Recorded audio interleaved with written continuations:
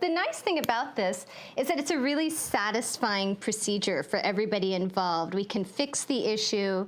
People can have their stitches taken out, and then usually we can re-pierce the ear.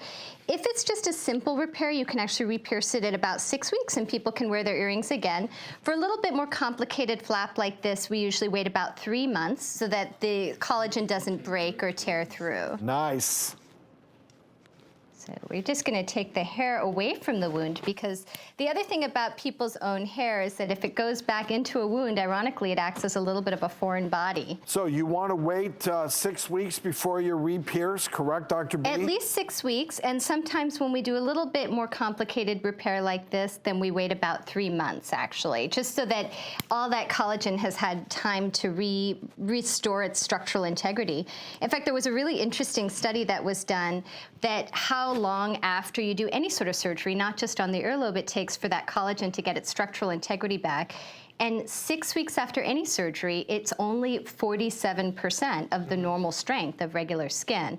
So I think whether or not you're operating on the ear or anywhere else, people don't really realize how fragile their scars are. So it makes a big difference. When I re-pierce, I like to go slightly outside of that incision line. Do you agree? I completely agree, because no matter how securely you've done your repair, it's really common that if you just injure it right in the same spot, you're just going to tear right back through again. So you can see here with Sierra, we're already kind of restoring that nice rounded appearance of her earlobe. And then I'm just going to put a couple stitches in back, and she's actually going to be all done. And Sierra, you doing okay? Yeah, I'm good. I know, we covered you up completely, and we're asking you questions. You've got nice lobes there, Sierra. Thanks. I got them from my mama. Well, good. As you should. So we're going to wrap up. And then in a moment, I'll let Sierra take a peek and see how this goes. I will say it's really interesting. Usually people have one side that's worse than the other. I don't really have a good explanation for why that is. We often end up doing, just like Sierra, one-sided repairs.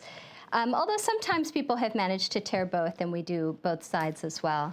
And sometimes people don't like their earlobes. They're actually too big, and we can do earlobe reductions.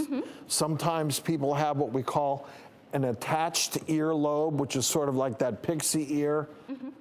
Sometimes people don't like that, so we can actually detach the earlobe and create more of a lobe. The things you all can do nowadays is remarkable.